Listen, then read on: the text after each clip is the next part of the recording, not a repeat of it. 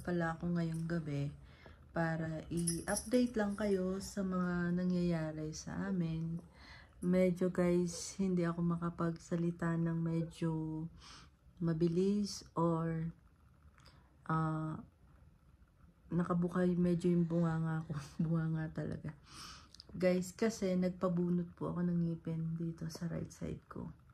Yung molar ko, yung pinakabagang ko sa dulo. Ano guys, actually, ilang days na tong after ng kasalan, pagdating namin, ay sumakit siya. Actually guys, naano ko na to sa Pilipinas as kasi ano ko na siya, napapil, ano yung pinapil, pinabalutan ko na siya. Pasta ba? Yan, pinapastahan ko na siya. Yung bagang ko. And sabi pa sa Pinas, matatakotin pa naman ako talaga. Nung last time na nagpabunot ako ng nagpalinis ako ng ngipin. Pinacheck ko nga rin yun. Dahil nga medyo ano na rin. Ang sabi, ano daw, sa surgery daw, operation daw. Surgery. Parang kasi dahil daw yung tubo daw ng ngipin ko ay hindi siya naka-align. Kumbaga hindi tama. So kailangan daw na i-surgery. So, natakot naman ako. Isi-surgery daw. Natakot talaga ako. Kaya ang ginawa ko that time, pumunta lang ako sa doktor, tapos ang pinapastahan ko lang talaga siya.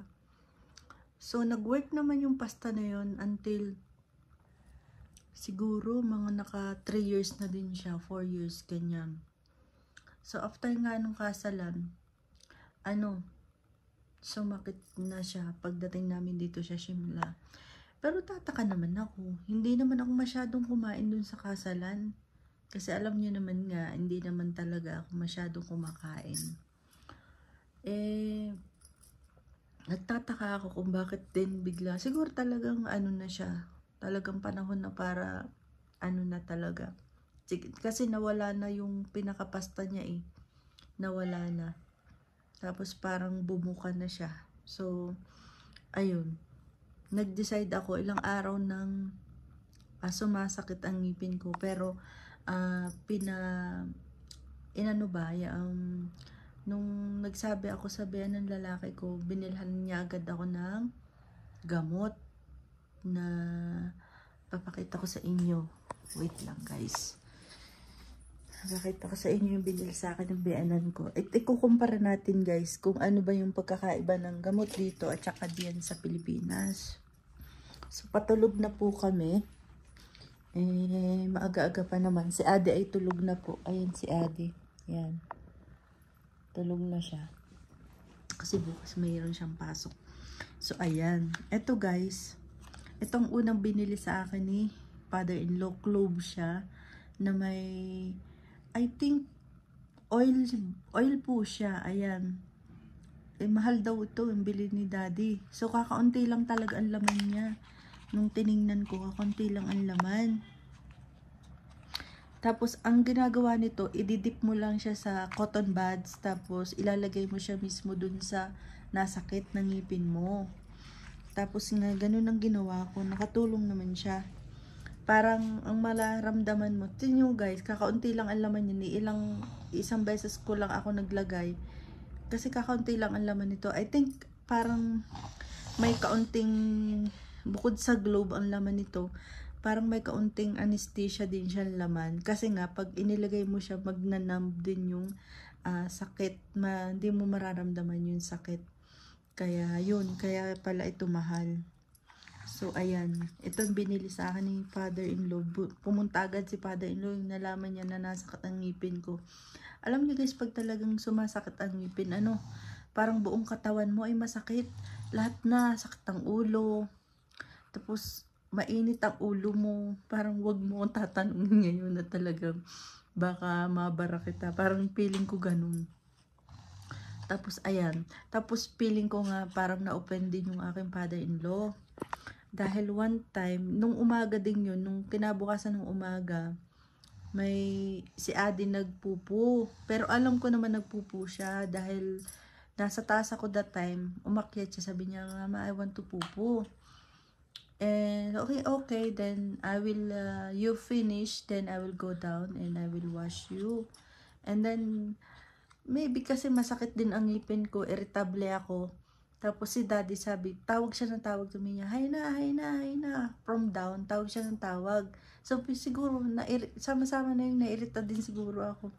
Na sa aking back of mind, alam ko naman na si Adi ay napupo. At ako lang naman talaga ang maghuhugas. So, parang nairita lang ako. Parang pagdating ko sa baba, tas si daddy, sabi ni daddy, Adi is pooping.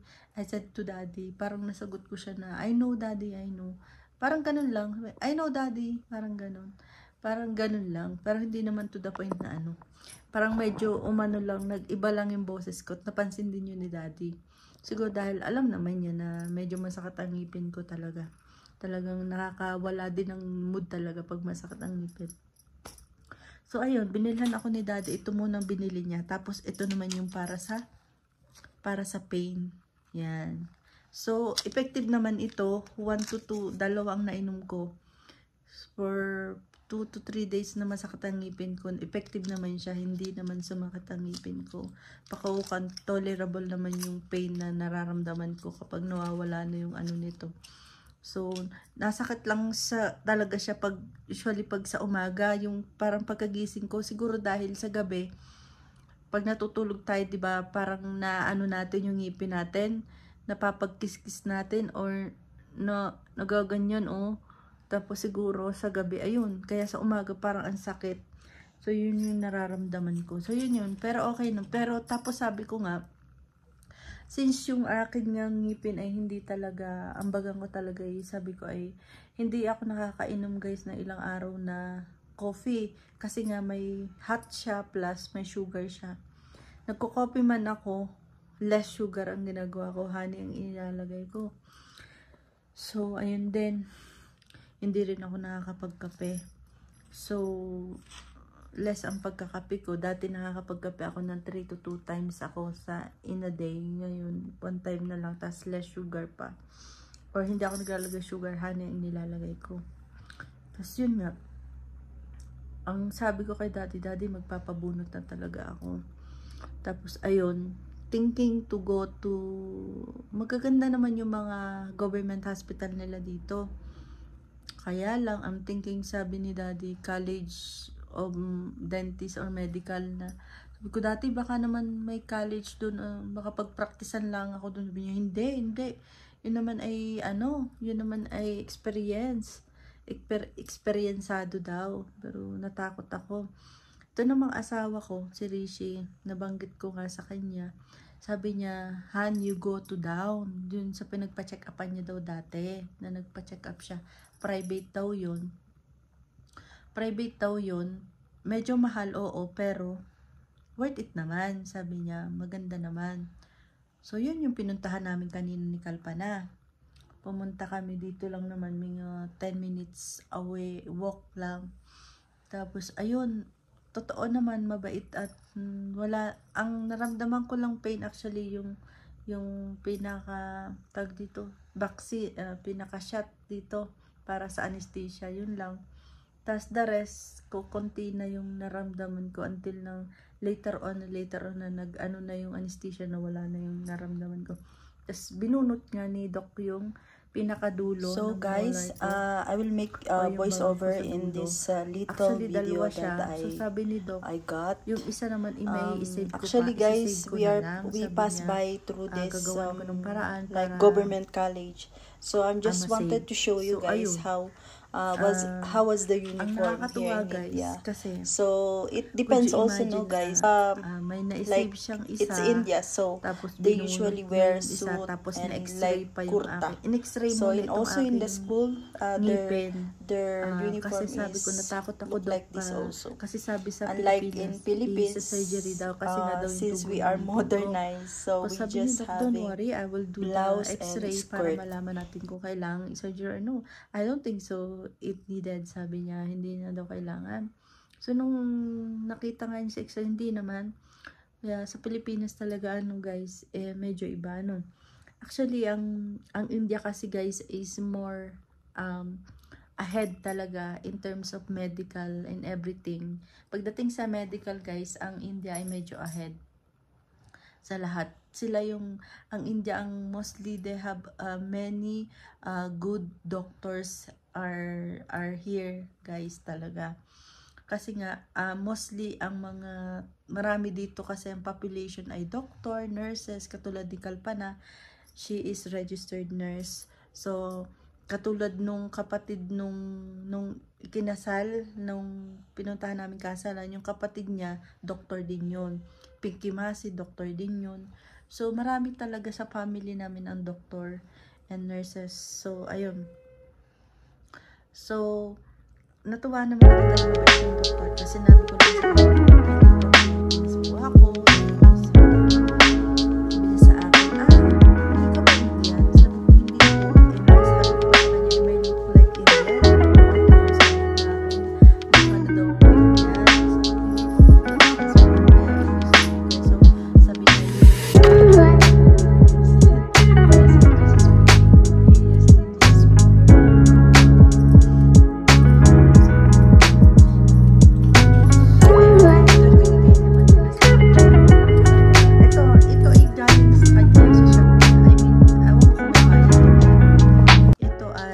antibiotic ito guys. Yan ang antibiotic. Tapos ito naman, binili lang namin ito sa shop. Siguro wala siya nito. Ito naman ay for pain. Yan, ito yung iinumin ko maya-maya. Tapos, ang bili ko dito ay 120 rupees. Ilan na siya? 1, 2, 3, 10. 10 pieces guys ay 120 rupees siya dito. Para sa akin is cheap. Tapos, ang binayaran ko pala guys doon sa dental clinic na iyon na nag-ano sa akin, na nag-save nung isa ko, nilinis na niya and everything, tapos binunot niya, tapos nag-explain is 2.9 guys. Maniwala kayo sa hindi, at ako nagpalinis na rin last time na nasa Pilipinas ako, at nagpabunot ata ako that time. Ang binayaran ko siguro doon ay mga 5,000 or 6,000 ang binayaran ko doon. Ganun kamahal. Basta kung i-compare mo talaga. Kasi tinanong ko rin kung magkano ang linis ng ngipin. 500 lang rupees. Samantalang sa Pilipinas, ang linis ng ngipin, it ranges to 1,000 to 1,500. Yan, ang linis ng ngipin. Tapos, ang bunot, ganun din. 500 to, 1,000 to upper din. Samantalang dito, ang bunot, 500 lang. Pero 2,900 rupees lang ang ginawa. Binunutan ako. Nilinis pa yung isa kong, pinil up niya. Tapos, pa niya. X-ray pa. Oh. Kung sa Pilipinas yun, mga 5,000 na iyon. Maniwala kayo. Kasi nga, 1,500. For sure. Samantalang hindi 2,900 lang. Talagang mura. Kahit ang gamot guys, mura din talaga. Dahil nga siguro dahil may mga factory sila. Tsaka number 3, parang pangatlo sila sa pinaka, kumbaga in terms of medical and everything, in terms of medical, pangatlo sila sa buong mundo, ang India. Kasi nga, nangunguna sila. Isa sila sa nangunguna na bansa pagdating sa medical, very high tech. At saka alam niyo naman, mga dumadayo pa dito ang mga patient galing ng iba't ibang bansa para magpagamot sa India. Kasi bukod sa mura, is magagaling talaga dito ang doktor.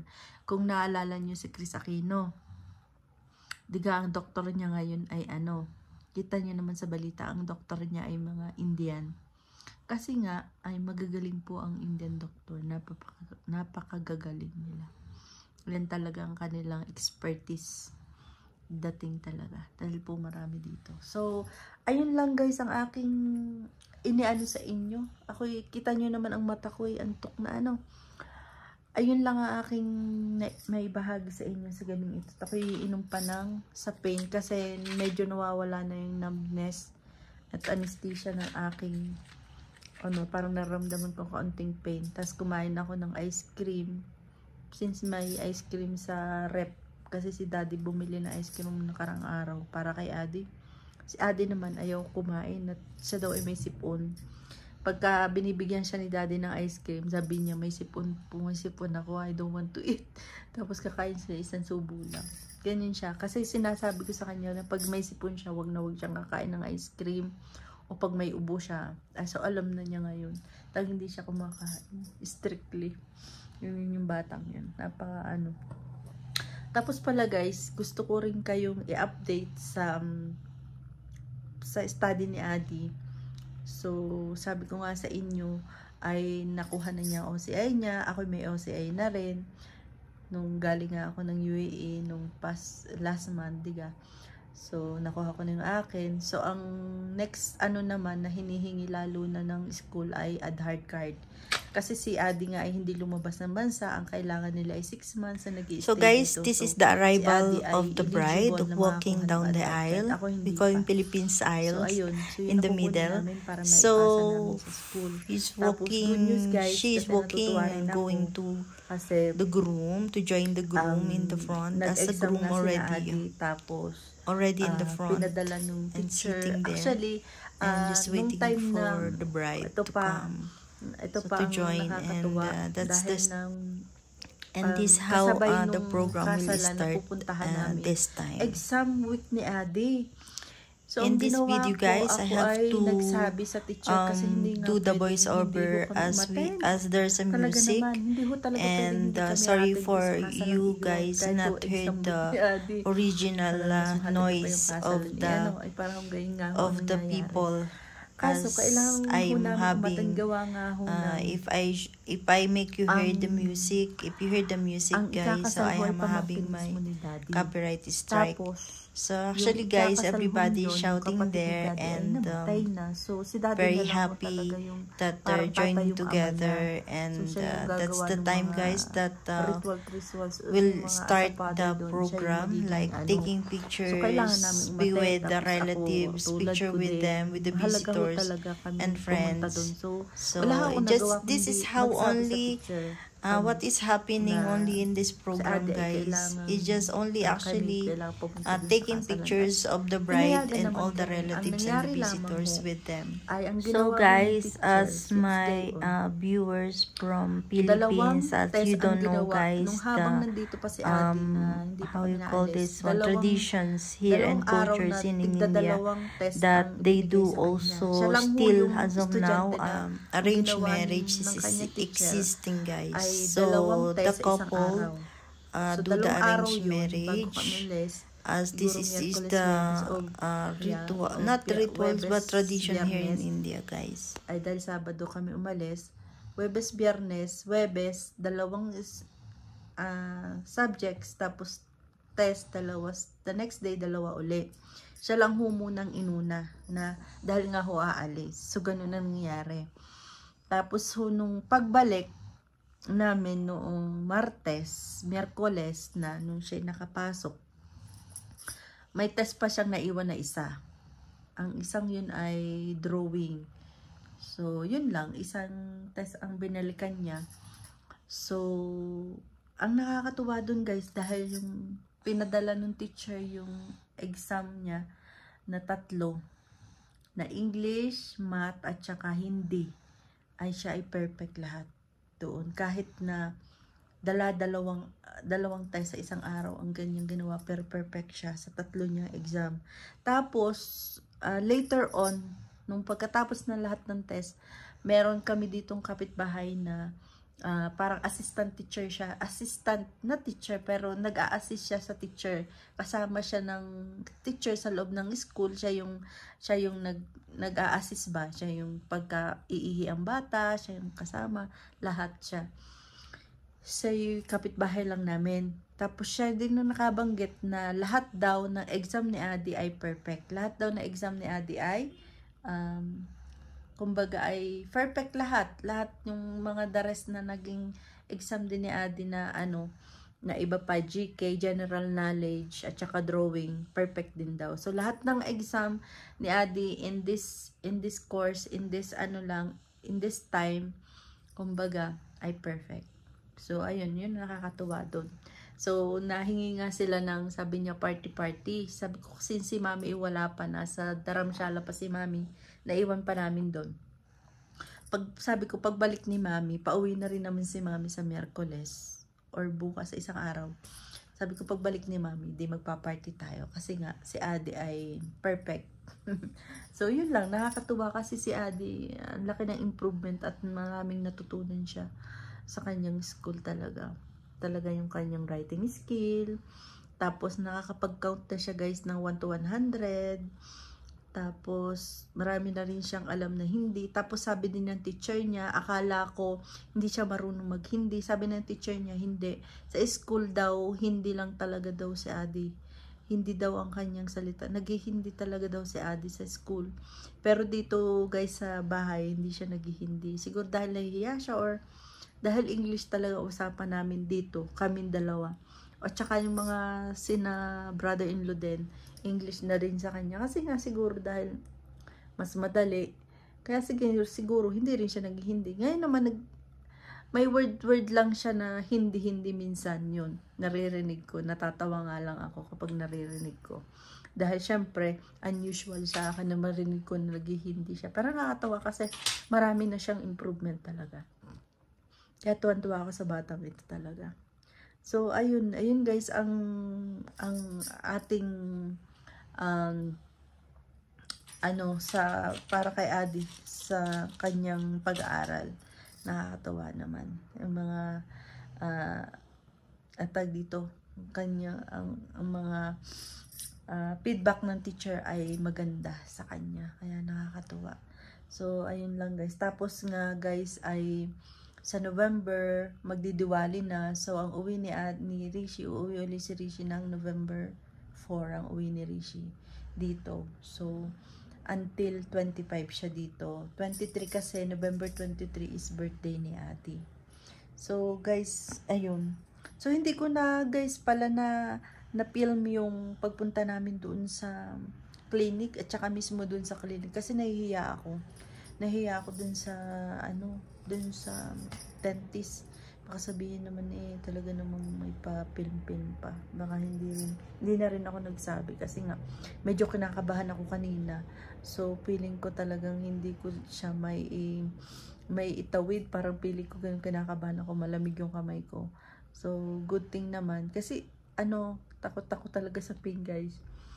So ayun, pero okay naman ang lahat. So all good. So, God is good talaga. So, salamat po sa inyong panonood at sa inyong pagsuporta. Hanggang dito na lamang po. At lubos po lagi ako nagpapasalamat kay Tita Paella na laging Paella Manipon na laging nanonood, nagko-comment, nagla-like.